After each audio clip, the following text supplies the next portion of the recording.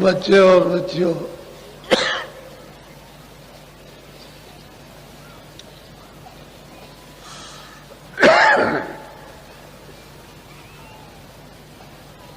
और बच्चियों,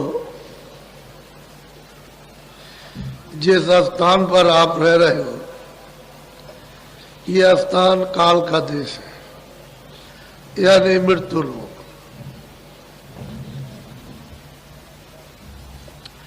यह आपका घर नहीं है, आपका देश नहीं है, आप यहां रह नहीं सकते हो। तो आप अपने घर में चलने की तैयारी करो, क्योंकि दूसरे के सामान को छोड़ो और अपना सामान पकड़ो।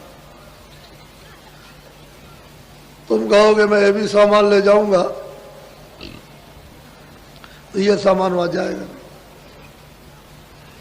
ये जो भी सामान है सब कूड़ा कचरा है, इसमें कुछ नहीं किया, सामान वहां है नहीं। तो दूसरे के सामान को फेंक दो और अपना सामान पकड़ लो, तब तो चल दोगे घर में। और अपना सामान छोड़ दिया, दूसरे को पकड़े हुए हो, तो हमारी दशा क्या हो रही है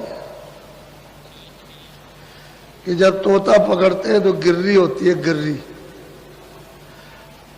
ऐसे उसको लगा देते, तो धीरे से उसको ले जाते हैं, डाल के पास में उसको पहुंचा दिया जहां तोता बैठता है।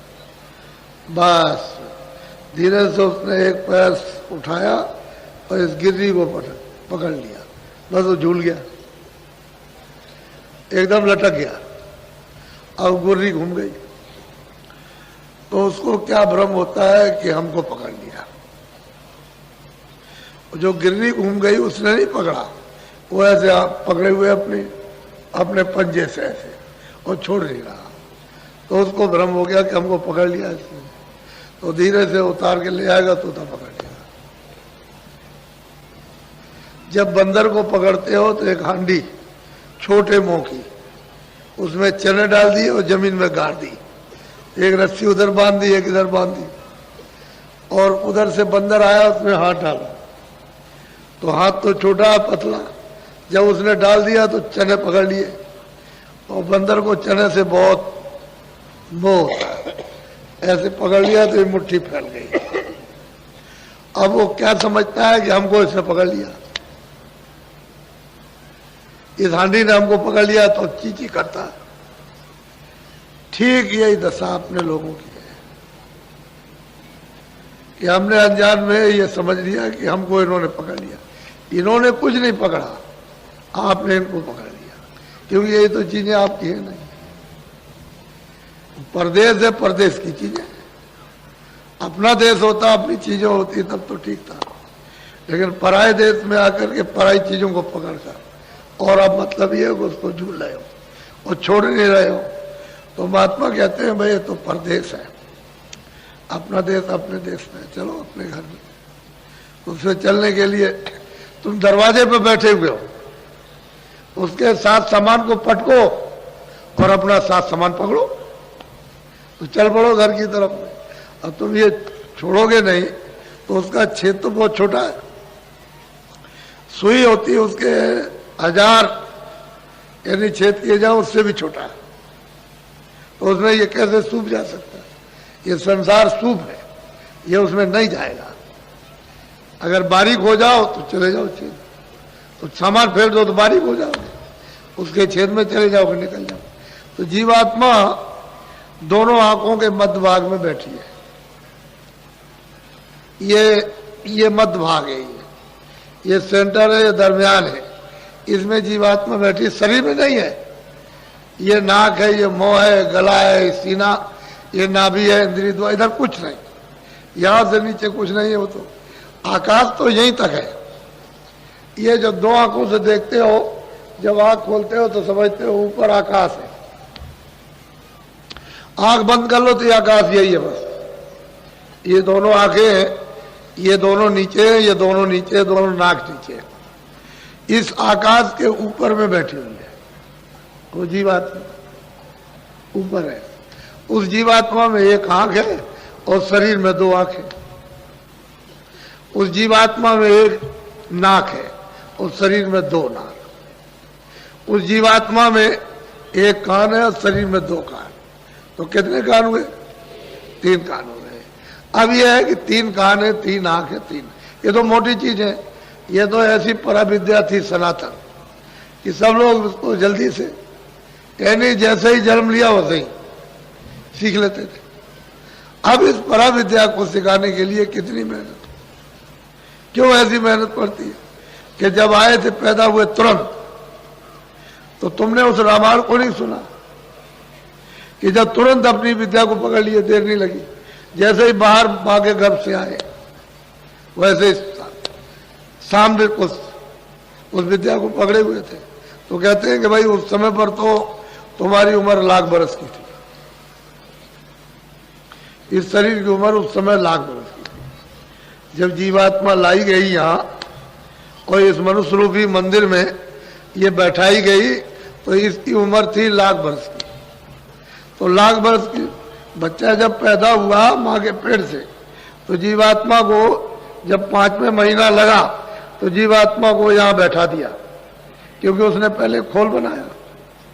ये रचना का पूरा विवरण आपको तो पता नहीं, आपको तो मालूम नहीं, किसी से आपने सुना नहीं, समझा नहीं, कुछ देखा नहीं, कुछ किया नहीं, तो आपको क्या पता चलेगा। सही सच्ची बात है कि जीवात्मा किस तरह से आई ये भी नहीं मालूम, और जीवात्मा है क्या ये भी आपको नहीं पता, और वो जीवात्मा कैसे जाएगी वो भी नहीं मालूम। तो सब भूल भाल करके तो सब खत्म है। लेकिन जो हमारी सनातन पराविद्या ईश्वरीय आध्यात्मिक योग विद्या थी वो तो प्राय सबकी, सब लोग, तब तो रामायण में उन्होंने कहा है कि सतयुग जोगी सब विज्ञानी, एक भी यानी अल्प नहीं था, अज्ञान नहीं था, सब जोगी और सब विज्ञानी कर हर ध्यान तरे बहु प्राणी, सब के सब प्रभु के ध्यान में संलग्न थे और पार। जैसे ही समय पूरा हुआ लाख बरस के वैसे सीधे पार गए। उसी को कहते हैं भवसागर नदी से पार जाओ। अब वो तो मतलब यह है कि जब उसके देश का विधान बन गया और आपको उसका अधिकार दे दिया कि देखो मेरे देश का ये विधान है, उसने बना दिया और तुमको मैं पूरा अधिकार देता हूं, तो विधान बना। ऐसे तो विधान बनाया नहीं। जब लाख बरस की आयु पूरी हुई तो ये जीवात्मा सब वापस गई, क्योंकि कोई चौकी पहरा रोक टोक कुछ बंधन तो था नहीं उस समय, कोई पाप नहीं पुण्य नहीं, अच्छा नहीं बुरा नहीं, ये कुछ नहीं था, कोई किसी तरह की गंदगी थी नहीं। तो ये जीवात्मा लाख बरस पूरा क्यों वापस गई। तो इस तरह की अनगिनती खेपें यहां आकर के वापस चली गई। लेकिन जब देखा कि सभी चली जाएगी और यहां कुछ नहीं रहेगा, तब फिर उन्होंने ये बंधन लगाया। तो ऐसे बंधन नहीं लगा, बंधन लगाने में बहुत समय लगा।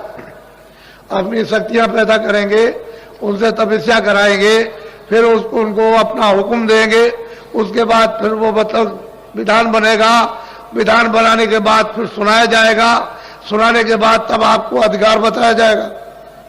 तो समय लगा, बहुत समय, 20,000 बरस तो तप में लग गए। उसके बाद में उन्होंने हुक्म दिया तो फिर विधान बना। जब समाधि लगाई तो देववाणी हुई ईश्वर की कि हम जो बोले सो लिख दो। तो जो जो बोलते गए वो लिखते चले। उस समय पर तो कोई कागज नहीं था इस तरह का, तो पेड़ों की छाल निकाल करके उसी में लिख दिया। उसी को 4 वेद कहते हैं। पूरा का पूरा विधान, रोगी का, कोढ़ी का, लूले का, लंगड़े का, अंधे का, बहरे का, अमीर का, गरीब का, निर्धन का, धनी का, राजा का, रैयत का, रूप का, कुरूप का, ये सब 4 खानों का, 84 लक्ष्योनियों का, नरकों का, स्वर्ग का, वैकुंठ का, सब बन गया। और आपको बता दिया, सुनाया कि भाई देखो बता दो कि विधान बन गया है, सबको अधिकार दिया जाएगा। तो सबको सुनाया, तिथि तारीख रखी। और अधिकार क्या, 2 चीजें थी, एक तो पाप था, एक पुण्य था, एक अच्छा एक बुरा। उन्होंने कहा देखो ये अच्छा है बुरा, तुम सत्य बोलो असत्य बोलो तुम्हारी मर्जी, आंखों से अच्छा देखो बुरा देखो तुम्हारी मर्जी, कान से अच्छा सुनो बुरा सुनो तुम्हारी मर्जी, बुद्धि से अच्छा विचार करो, बुरा करो तो तुम्हारी इच्छा की बात। हमारी तरफ से पाप पुण्य में कोई भी रोक टोक नहीं है कि ये मत करो ये करो, ना हम पुण्य में रोकेंगे ना पाप में रोकेंगे। तो आपको पूरा अधिकार मृतलोक में दे दिया। इतना अधिकार दिया ईश्वर के पास, यानी गाड के पास, खुदा के पास भी अधिकार नहीं है जो आपको मृतलोक में उसने अधिकार दिया। अब इतना अधिकार दे दिया और आपको मतलब ये है कि दे करके तिथि तारीख रखकर जब निकल गई तो अब इस बात का है कि पहले तो पुण्य भी नहीं था, तो जब पुण्य नहीं था तो उसकी गंदगी क्यों जमा हो? तो पाप तो था ही नहीं, तो पुण्य भी नहीं था, तो पाप और पुण्य। अब यह है कि पुण्य है तो पुण्य की भी गंदगी जमा होगी, बोझा जमा होगा, तैयार होगा। और पाप का भी, तो कभी पाप कभी पुण्य, कभी पाप कभी पुण्य। पहले तो आप बुरा काम करते नहीं थे, सब अच्छे काम, कितने युगों तक अच्छा काम करते रहे, लेकिन सवाल इस बात का कि पुण्य का भी बोझा जमा हो गया, अब उसका भी फल आपको पाना। पहले न पुण्य का था न पाप का था। फिर कभी आपसे बन गया अधिकार, आपको मिला तो आपने कभी एक झूठ बोल दिया, कभी दो झूठ बोल दिए, कभी चार, फिर झूठ बोल दिया, कभी धोखा दे दिया, कभी बेईमानी कर ली, ऐसे कभी कभी तो वो भी जमा हो गया। ऐसे जमा होते जब आपकी लाख बरस की उम्र है तो उसमें पता नहीं क्या क्या हो जाएगा। तो ये पाप पुण्य सब मिश्रित हो गए तो बोझा। लेकिन जब तुम्हारे ऊपर कोई बोझा नहीं था, पाप पुण्य का कोई विधान नहीं था, पूरी स्वतंत्रता थी, स्वाधीनता थी कि जब चाहो उसके पास जाओ, जब चाहो लौट आओ, दिन में 100 बार जाओ, 100 बार लौट आइए उसके पास। लेकिन जब यह अधिकार दे दिया तो रोक टोक क्यों हुई कि ये पाप पुण्य, ये अच्छा ये बुरा, अच्छा बुरा, भाई यही से बंधन पड़ेगा। तो बंधन पढ़ते पढ़ते पढ़ते पहले तो आंख खुली थी, कान खुले थे, देववाणी सुनते थे, सब लोग सुनते थे, आंख खुली थी, यानी तीसरी आंख, तीसरा नेत्र सबका खुला था। कोई ऐसा नहीं था जिसका बच्चे बच्चे का खुला ना हो, सब आते जाते थे। यहां से स्वर्ग भी देखो, वैकुंठ भी देखो, इसको ईश्वर को भी देखो, पार ब्रह्म भी देखो, और मतलब यह है कि ऊपर चले जाओ। और अब मतलब यह है कि आप बंधन पड़ गया। तो जब बंधन पड़ा तो फिर आप बंध गए। अब यह है कि उसने ये कहा कि देखो भाई, अच्छा बुरा जो भी करोगे, हमने उसके लिए योनि बनाई, 4 खाने सेंटर जेल खाने बना दिए, 4 खानों के, अंडज पिंडज उकमज अस्तावत, ये 4 बड़े जेल खाने, और छोटे छोटे जेल खाने 84 लक्ष्य, ये मैंने जेल खाने बनाए। तो मैं इसमें से इसमें बंद करूंगा। अगर तुम ये काम खराब करोगे, ये तो हम बंद करेंगे इसको। इसलिए महात्मा घूमते रहेंगे।